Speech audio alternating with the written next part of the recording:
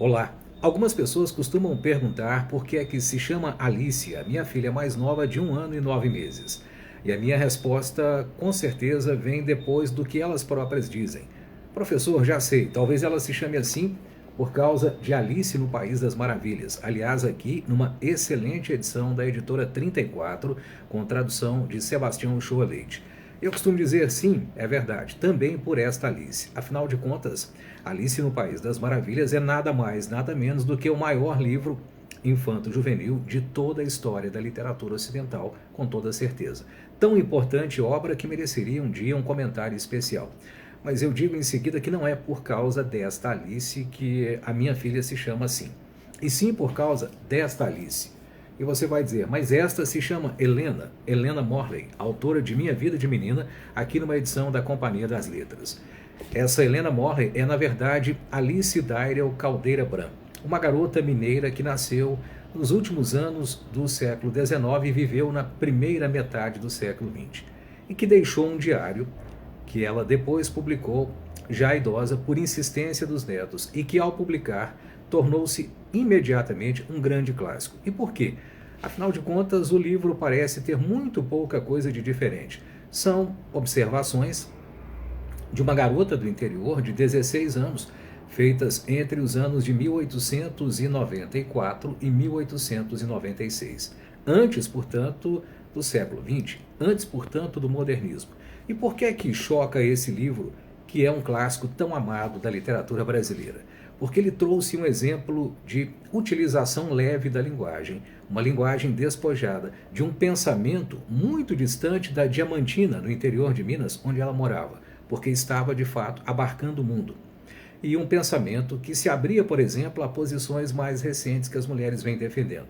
Um pensamento que é, de fato, eu não diria feminista, porque o termo sequer podia ser aplicado àquela época ou a qualquer pessoa que naquele momento vivesse, mas um pensamento de antecipação do que viria a ser o movimento de empoderamento da mulher. Não se espere, no entanto, que aqui nós tenhamos uma feminista escrevendo, e nem foi por isso que eu trouxe o livro. Eu trouxe o livro para mencionar algo muito importante que diz respeito à literatura. Não a literatura lida, mas a literatura praticada.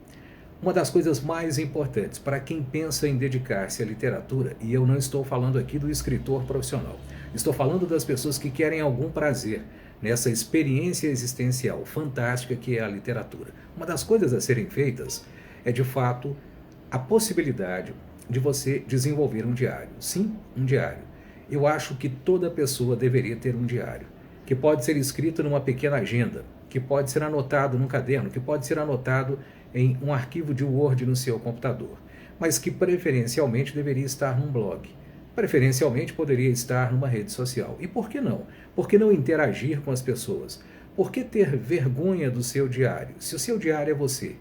Se você pensa em ser um grande escritor ou uma grande escritora, talvez nós tivéssemos outro tipo de abordagem. Mas eu estou me referindo aqui da literatura enquanto experiência. Essa que, ao produzir, nos faz ficar aliviados. Essa que nos ajuda a organizar os pensamentos. Essa que nos ajuda a nos aliviar daquilo que nos incomoda. Porque todas essas são funções importantíssimas que a escrita pode trazer, que a escrita pode proporcionar às pessoas. Portanto, se você tem interesse em escrever algo, eu diria comece por um diário. Comece por um diário simples, e se ele não for a rigor um diário com entradas, isto é, com anotações feitas todos os dias, nenhum problema existe. Faça as anotações quando possível, mas de preferência, ouse colocá-las na sua rede social. Crie a possibilidade de registrar os seus pensamentos. Você vai perceber que, além de se aliviar, além de conseguir interagir com as pessoas, você vai ganhar familiaridade com as palavras. As palavras deixarão de ser assustadoras, elas serão amigas. E você vai aprender, lendo aquilo que escreveu, a perceber o percurso do próprio pensamento, a entender a própria sensibilidade. E vai perceber que ninguém precisa ser Alice Caldeira Bram ou Helena Morley. Ninguém precisa ser um grande escritor para ter um grande diário. Um grande diário, frequentemente, é uma obra produzida com uma grande humildade, com uma grande sinceridade. E não há nada mais importante do que isso. Não há talento literário que substitua a humildade, a grandiosidade de sermos nós mesmos. Picasso, o grande Picasso, dizia que a grande luta do ser humano é a luta que ele trava para ser ele próprio. Faça isso com o seu diário. Você vai perceber, entre outras coisas, que seus pensamentos, suas emoções, ditos da forma como você quer colocá-los, ditos do seu modo, são muito maiores e, principalmente, muito mais bonitos do que você mesmo pensava.